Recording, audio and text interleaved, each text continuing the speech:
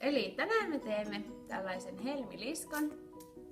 Siihen me tarvitaan kalolankaa, sitten tarvitaan helmiä, mielellään vaikka 2 eri väristä eli pääväriä, sitten semmoinen raidanväri ja sitten tarvitaan tommoset eri väriset vielä silmiksi. Sitten me tarvitaan myös 2 neulaa. Sakset tietenkin, että päästään katkaiseen lanka. Ja sitten jos haluaa, niin tähän voi käyttää teippiä tuohon langan kiinni pitämiseen, niin siitä ei tarvitse huolehtia. Mutta lähdetään liikkeelle siitä, että molempiin langan päihin laitetaan neulat.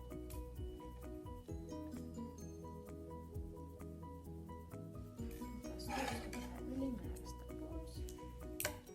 Huonot sakset. Todella huonot sakset. No, mennään vanha-aikaisella.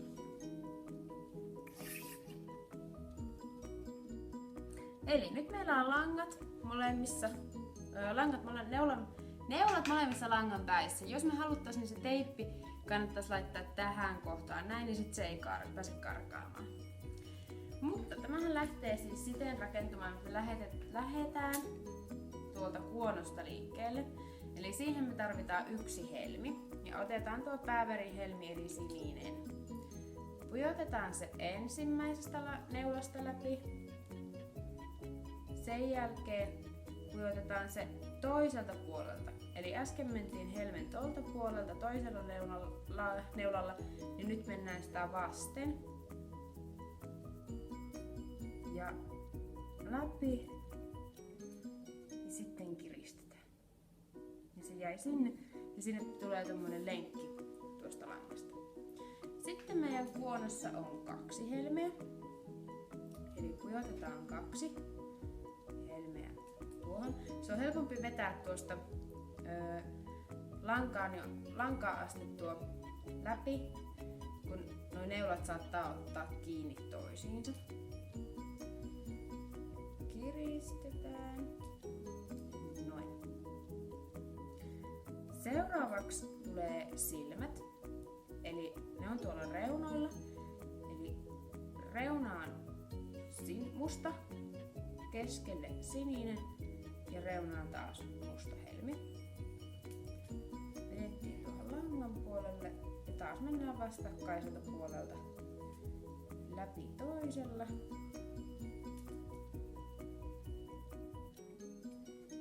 Ja nyt meillä alkaa olla silmät sillä. Seuraavaksi laitetaan taas 3 sinistä.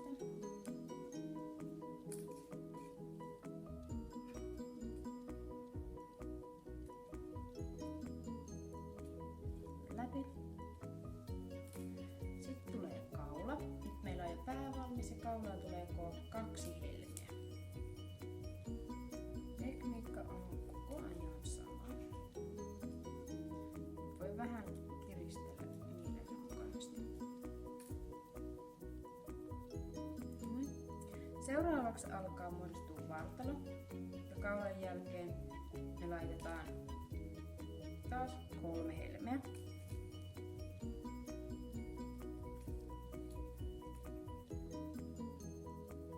Noin. Sitten tulee ehkä hankalin kohta tätä liskoa. Eli nyt me muodostetaan sen liskon kädet tai käpäät. Eli tuohon on laitettu 3 helmen mittaa, että tehdään toi liskon käsi. Niin ne vedetään vaan nyt yhdeltä puolelta tuonne. Noin. Ja sitten että me saadaan sille myös varpaat, niin me otetaan niihin nyt vaikka 3 keltaista helmeä. Ja nyt meidän täytyy vetää tää neula kun tuolta vastakkain taas tuolta sinisten helmien läpi ja kiristää se tuonne, niin se jättää nuo 3 helmeä tonne toiselle puolelle eri tavalla, vähän niin kuin ruttuun. Eli aloitettiin 3 sinisellä helmellä. Ne vedettiin tuonne. Sitten me otettiin 3 keltaista helmeä. Viedään ne tonne lähelle. Ja mennään niistä 3 sinisestä helmistä läpi. Ja kiristetään. Ei sen kummasen. Sitten tulee ensimmäinen raitakohta. Reunalle sininen, keskelle keltainen, reunalle sininen. Tuolta ja läpi.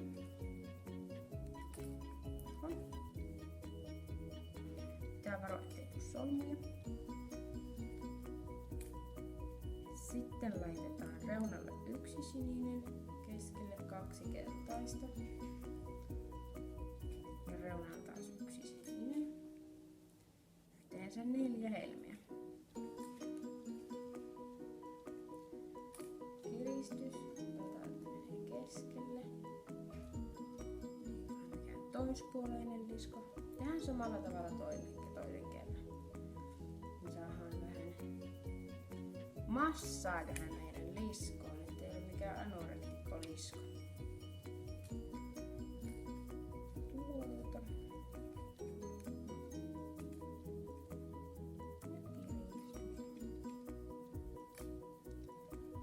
Sitten laitetaan 3 helmeä. Sininen, 1 keltainen, 1 sininen.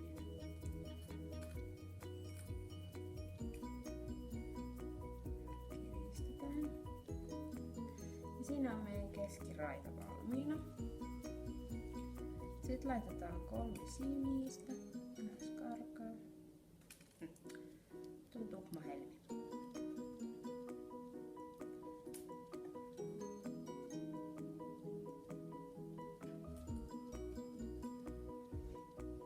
Sitten tehdään taas jalat. 3 sinistä. Ja 3 keltaista varpaiksi.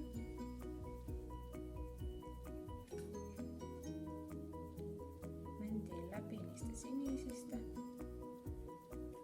Ja kiristetään. Pikkusen muutella näitä varpaita. Toiselle puolelle se sama. 3 sinistä.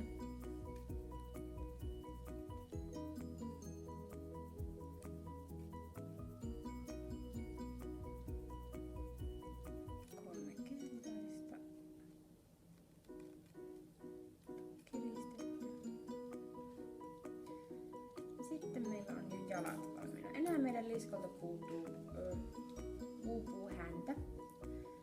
Ja tehdään se siten, että laitetaan ensin 2 sinistä.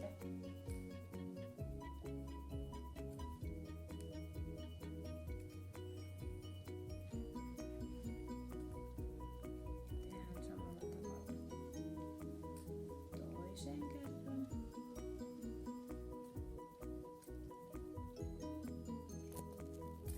Ja vielä 3 kerran.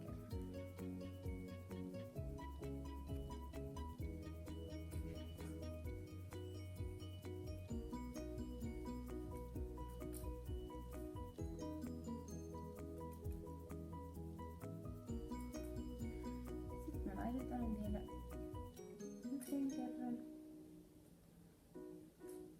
4 kertaa 1 helmi. Niin saadaan tämmönen kapeneva ääntä niiden liskoon.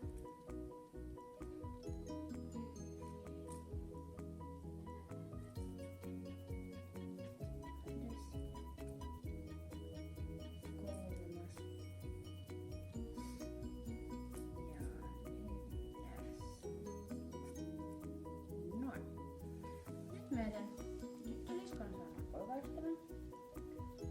Nyt pitäisi päätellä nuo. Otetaan langat pois, neulat pois langasta.